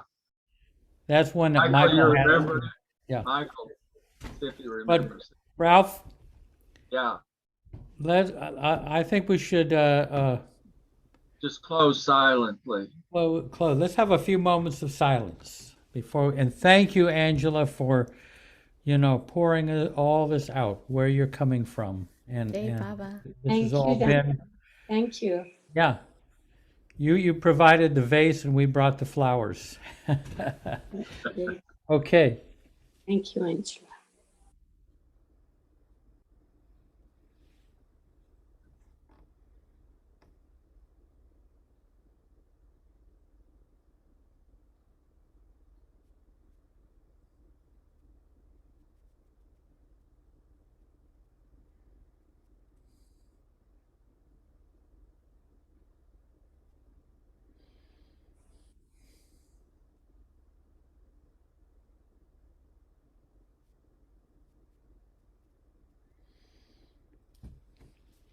Jai Baba. Jai Baba, everybody. Oh, dear Baba. Thank you, Angela. Thank you. You. Yeah. Thank you all for hanging in there. Thank you, Angela. Thank you A so little much. over 2 hours of talking. I talk for a living, but I talk and I teach, but this is a lot more than my usual. Thank you. Jai Baba, thank you so much. Meher Thank you Baba. for listening Avtar so Meher long. Baba ki Yeah. jai. Thank you, Angela. Meher Baba ki jai. Thank you, Angela. Thank you, Angela. We love Jai you. Baba. Thank you, Sorry Angela. to try your patience. You've been hanging in there. We have Nasreen is the bouncer. She's the official, yes. Avatar Meher Baba ki jai. Hey, Avatar Meher Baba ki jai. Avatar Meher Baba ki jai. Thank you. Thank you. Beautiful. thank you, Jai Baba. Okay. Jai Baba. Jai Baba. Great. Wonderful. Thank you all. Thank you. And you gave us a description of the spirit behind all of this. We got Yeah. it. Thank you. Thank you. I'm glad that I could put it all in one place. Thanks for the opportunity. Yeah. Thank you. Thank you, Angela. Jai Baba. Hey, Baba. See you tomorrow. Thank you, Angela. Thank Yes. you, Yep. Jeff. See you guys. Yeah. See you all. Yeah. Right here on Babazoom. Jai Baba.